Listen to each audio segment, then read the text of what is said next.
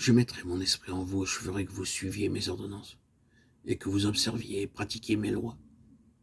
Vous habiterez le pays que j'ai donné à vos pères. Vous serez mon peuple et je serai votre Dieu. Ézéchiel 36, 27, 28. Si quelqu'un est en Christ, il est une nouvelle créature. Les choses anciennes sont passées. Voici, toutes choses sont devenues nouvelles. 2 Corinthiens 5, 17. La première partie du verset 18 est très importante. Et tout cela vient de Dieu. Il ne dit pas si quelqu'un est chrétien, mais si quelqu'un est en Christ. Il est une nouvelle créature. Si quelqu'un est en Christ, les choses anciennes sont passées. Voici, toutes choses sont devenues nouvelles.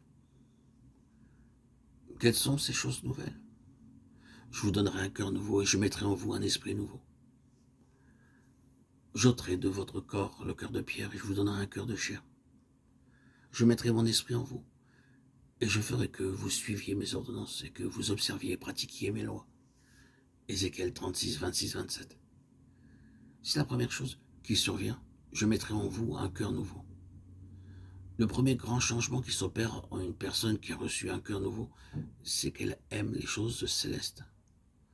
La deuxième chose que Dieu nous donne, c'est une bonne conscience. Toutes les souillures causées par des pensées et des actions pécheresses doivent être lavées par le sang de mon Seigneur.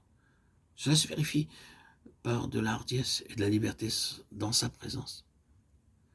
Hébreux 4,16 déclare: approchons-nous donc avec assurance du trône de la grâce afin d'obtenir miséricorde et de trouver grâce pour être secourus dans nos besoins. Ne crains point, petit troupeau, car votre Père a trouvé bon de vous donner le royaume. Luc 12, 32. Nous recevons une nouvelle nature, c'est la troisième chose nouvelle, laquelle nous assure de sa part les plus grandes et les plus précieuses promesses, afin que par elle, vous deveniez participants de la nature divine en fuyant la corruption qui existe dans le monde par la convoitise. 2 Pierre 1, 4. Dieu nous donne une nature divine, sainte et pure, parce que notre nature pécheresse ne peut pas être améliorée par l'effort humain.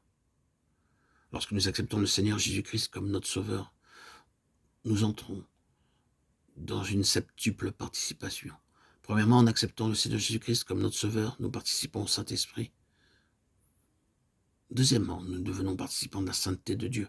Troisièmement, nous participons à une vocation céleste. C'est pourquoi, frères saints, rêvés par la vocation céleste, considérez l'apôtre et le souverain sacrificateur de la foi que nous professons en Jésus-Christ. Hébreux 3, 1. Quel est cet appel? Montrer la gloire et la puissance de Dieu aux autorités célestes. Quatrièmement, nous participons à un héritage céleste. Rendez grâce au Père qui nous a rendus capables d'avoir part à l'héritage des saints dans la lumière. Colossiens 1, 12. Cinquièmement, nous participons à la gloire céleste. Voici les exhortations que j'adresse aux anciens qui sont parmi vous. Moi, ancien comme eux, témoin des souffrances de Christ et participant de la gloire qui doit être manifestée. 1 Pierre 5, 1. Sixièmement, nous sommes participants du Seigneur lui-même, participants de tout ce qu'il a, car nous sommes devenus participants de Christ pourvu que nous retenions fermement jusqu'à la fin l'assurance que nous avions au commencement. Hébreux 3, 15. Et ainsi, septièmement, nous devenons participants de la nature divine.